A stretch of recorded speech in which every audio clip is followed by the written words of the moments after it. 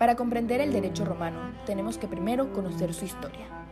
Roma estuvo dividido en lo que sería la monarquía, la república, el imperio. Roma comenzó en la monarquía en el año 753 a.C. hasta el año 510 a.C. Hubieron 7 reyes durante este periodo. Primero, Rómulo, Numa Pompilio, Tulio Hostilio, Anco Marcio, Tarquino Prisco, Servio Tulio y Tarquino el Soberbio. La caída del gobierno basado en la monarquía fue gracias a Tarquino el Soberbio, ya que, como lo dice su nombre, su soberbia y su gobierno basado en la sangre fue lo que llevó a la destrucción de esta época. La estructura social estaba basada en los patricios, plebeyos y esclavos, y el gobierno en el rey, la asamblea de ciudadanos y el senado. Luego pasamos a la época de la república, que inicia en el año 27 a.C. Hubieron emperadores como Octavio Augusto, Constantino, el cual dividió el imperio en Oriente, Liria, Italia y las Galias. Y luego encontramos a Teodosio, el cual también dividió el imperio en lo que sería Occidente y Oriente. Algunos hechos relevantes fueron el Edicto de Tolerancia, el Edicto de Milán, Concilio de Nicea, y cuando Teodosio y Valentiniano oficializaron el cristianismo en Roma. Ahora pasaremos a para qué es importante el derecho romano.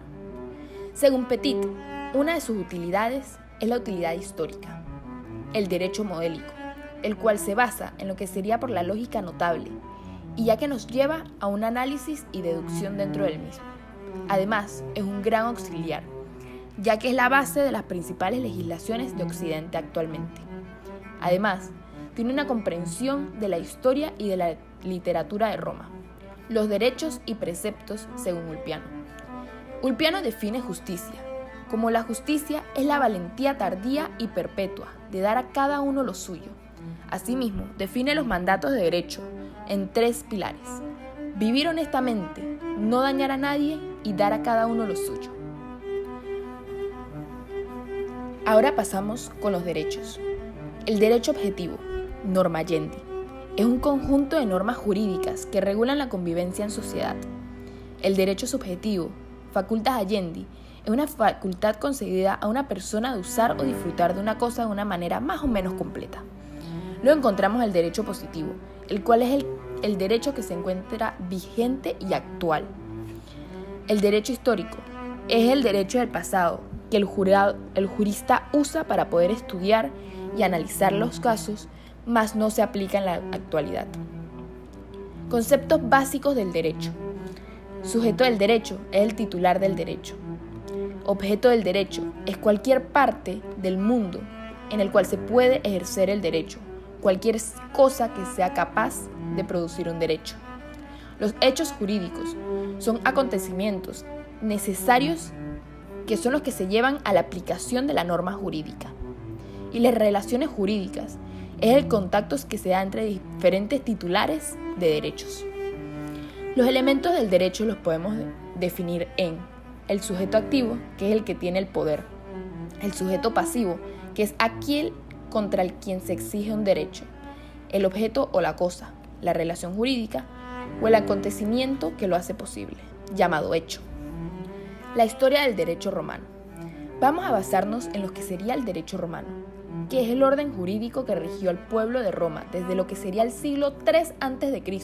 hasta el siglo VI después de Cristo, siendo el Corpus Juris Civilis un gran monumento jurídico en lo que sería la historia universal, el cual fue compilado por Justiniano, en donde se recoge todo lo que se sabía de la jurisprudencia en esa época.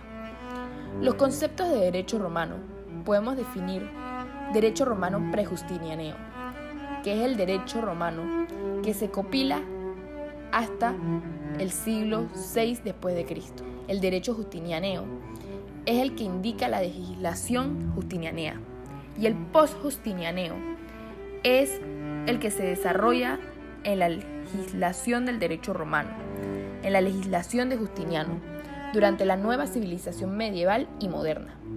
Fue un derecho que estuvo anuente y vigente casi en la mayoría de los países europeos hasta finales del siglo XVIII, y en Alemania hasta el año 1900, cuando surgió el Código Civil del mismo. La época arcaica, la cual coincide con la época del sistema político de la monarquía, y finaliza en lo que sería la publicación de las 12 tablas. En las 12 tablas se encuentra una confusión de lo que sería el ius y el fas. El ius es la norma jurídica y el fas es todo lo relacionado a la religión. Hasta ese punto se expresa lo que sería el ius fasce, que es una confusión entre la religión y el derecho. Luego viene la época preclásica, que es desde mediados del siglo V hasta el siglo I después de Cristo. En esta época se separa al fin lo que sería el ius del fas. Quiere decir que se separa la religión de la norma jurídica. Las ramas del ius. Encontramos el ius quiritum y el ius civile, que es un derecho aplicable solo a los quirites o a los ciudadanos romanos. El ius honorarium, que es un derecho desarrollado por el pretor urbano y luego también por el pretor peregrino. La diferencia entre el ius honorarium y el ius civiles se puede apreciar en diferentes puntos y aspectos. Y es que sería en su aplicación, ya que el ius civiles se aplicaba en todo el Imperio Romano, pero el honorarium solo cuando se ejercían sus funciones de pretor. La vigencia es que el ius civiles se aplicaba de carácter de permanencia, mientras que el ius honorarium se podía renovar anualmente. La supremacía. El honorarium completaba y desarrollaba, mientras que el ius civile nunca podría contradecirlo. El ius scientium es el conjunto de reglas aplicables a las relaciones entre los pueblos diferentes. Es utilizado en las relaciones entre ciudadanos romanos y peregrinos que no pertenecen a ninguna ciudad. Ius scriptum, ius non scriptum. Derecho escrito es el contemplado en la ley, los plebiscitos, los senadores consultas y en las constituciones imperiales. Derecho no escrito es aquel que produce el uso de las costumbres transmitidas y su uso dependerá del uso cotidiano. Ius publicum, ius privatum. Derecho público, el que corresponde al estado de la cosa pública. Derecho privado es aquel que atañe las particularidades regulando las relaciones con sus patrimonios o en relaciones jurídicas. Ius naturale. El jurista Paulo decía que es lo que es siempre bueno y justo. Es el derecho ideal que, no teniendo por el mismo fuerza obligatoria, es el mismo en todos los tiempos. Es la fuente en la que el legislador y el jurisconsulto deben apoyar sus fundamentos para justificar cualquier norma jurídica con la finalidad de conseguir el respeto y el respaldo de la sociedad. El ius comune es el derecho de aplicación general identificado con el derecho objetivo o bien con el propio ius publicum. Ius singulare, derecho con utilidad particular en apreciación de las circunstancias concurrentes contra la razón general con autoridad de quienes los constituyen. Privilegium es una disposición excepcional no justificada por un fin correspondiente y que por lo tanto no es conforme en absoluto con lo utilitatis, aequitas, justitia, benevolencia, benignas y puede tener un contenido de ejemplaridad. Procedimientos para la aplicación de una lex. Un magistrado con imperium convocaba a los comicios por centurias o por tribus. Llegando el día fijado en la convocatoria, se abría la asamblea con el magistrado presidente expresando su proposición. Se procedía a votar, se contaban los votos, se proclamaba y se disolvía la asamblea. La ley podía entrar en vigor inmediatamente, a menos que contuviera una disposición especial con respecto a los plazos. Las leyes se designaban con el nombre del magistrado proponente. Partes de una lex. Prescriptio es la indicación de carácter formal que contiene el nombre del magistrado que la propuso, el día de la votación, así como el tipo de asamblea que la votó.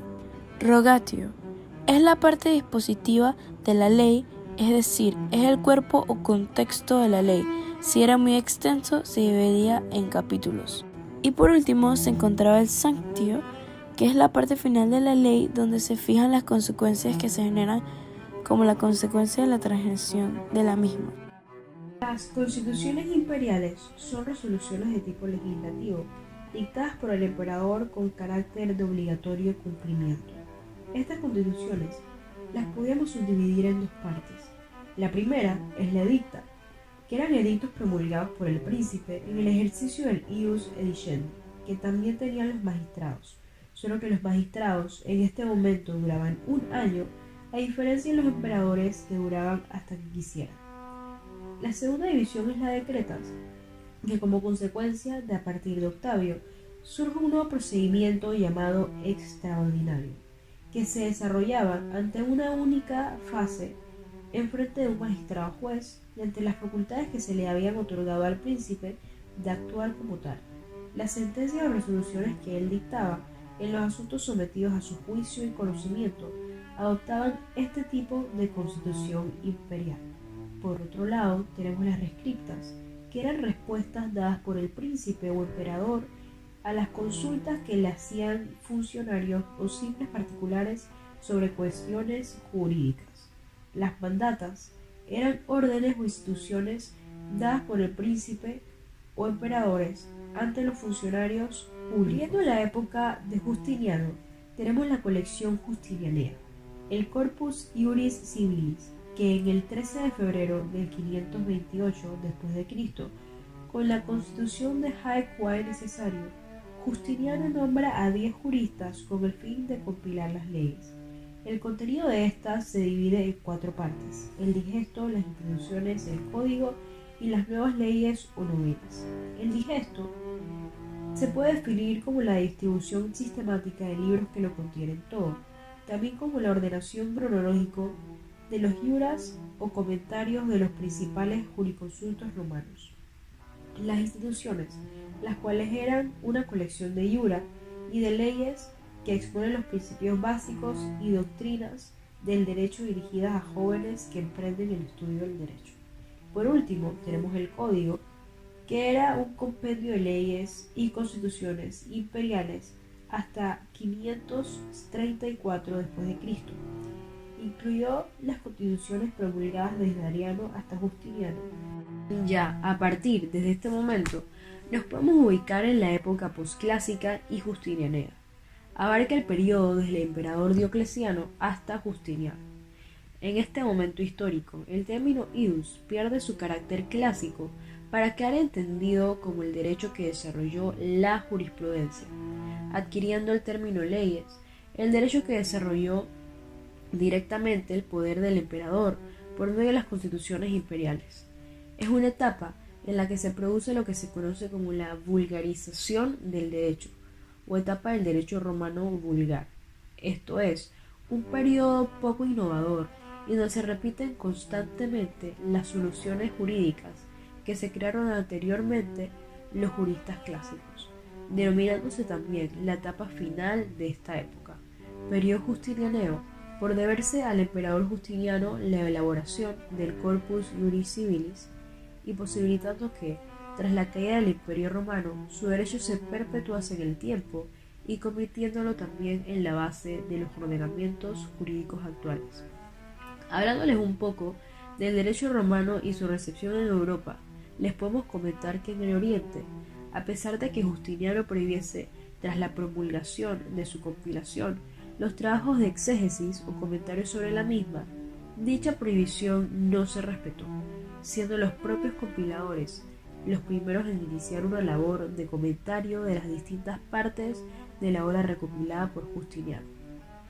Concretamente, en el siglo VI hasta principios del siglo VII, se publica una serie de sumarios de los digesta por juristas contemporáneos a Justiniano, obras de Cirilo, Doroteo, Esteban y por su parte Teófilo, el cual era un jurista también de la Comisión Imperial, el cual escribió una paráfrasis, es decir, una explicación o interpretación amplia de un texto.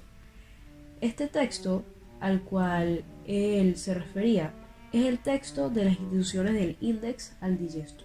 De la misma forma, es una paráfrasis griega al Digesto de un autor anónimo que contiene notables discordancias con el texto imperial. Posteriormente, y por orden de los emperadores bizantinos sucesores de Justiniano, se lleva a cabo una labor de resumen o epítome de la compilación. Así, obras legislativas de carácter análogo, redactadas en griego y publicadas por los emperadores bizantinos posteriores, fueron sustituyendo la compilación justiniana. Luego de haber hecho este resumen acerca de la historia de Roma, comenzando con la monarquía, luego pasando a la república y terminando en el imperio, a la vez también hemos conocido para qué es importante el derecho romano, hemos conocido sus utilidades, los preceptos que los diferentes autores destacados han mencionado. Hemos conocido también el derecho histórico, el objetivo, el positivo y el subjetivo, y sus facultades de cada uno. Hemos conocido también los conceptos básicos y los elementos del derecho. A su vez, también repasamos lo que sería la historia del derecho romano, lo que nos permite entender el derecho romano, cómo ha tenido la influencia en lo que ha sido el derecho en la actualidad y sobre todo en el área de Occidente.